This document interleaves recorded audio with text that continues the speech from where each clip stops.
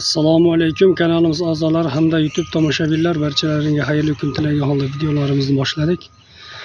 Hozir mana shu ko'rib turganlaring yangi reaktorimiz.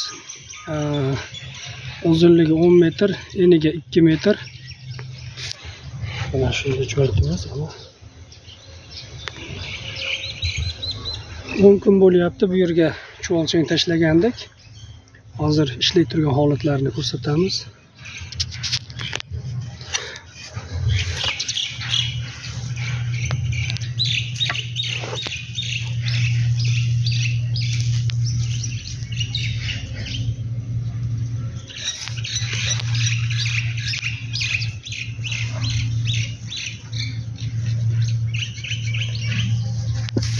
Chuvalchang zichligi juda chiroyli holatda ishlayapti chuvalchanglar.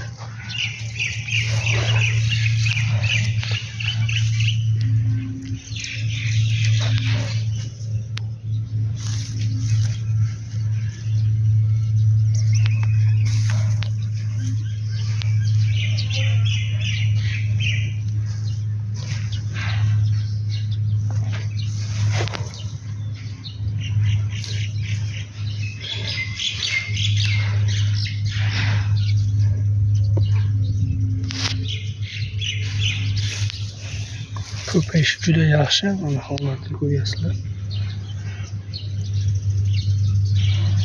Yirikligi ham juda chiroyli.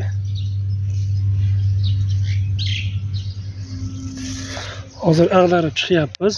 Ag'darishdan maqsad eng pastki qatlamini ag'darganimizda tepaga chiqadi. Chuvalchanglar yaxshi ishlaydi. Hamda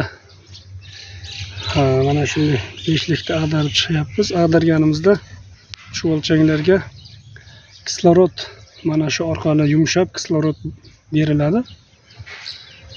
Qancha ko'p ag'darsangiz chuvalchang shuncha yaxshi ishlab, shuncha tez ko'payadi. Maksimalni holatga qarab 20 kun, 1 oyda ag'daraverasiz. Keyin ustki qatlamini mana shunday hashaklar bilan yopib qo'yamizda, yengil suv sepib qo'yamiz. Bir kunda bir mahal suv sepiladi kechki payt. 2 kunda ham vaziyatga qarab sepaverasiz. Qancha ko'p suv berilsa zarari yo'q. Chuvalchang shuncha yaxshi ishlaydi. Kimda savol bo'lsa, Kaliforniya chuvalchangni boqmoqchi bo'lganlar ekrandagi nomerga aloqaga chiqaverasizlar. Yanagi videolarda ko'rishguncha.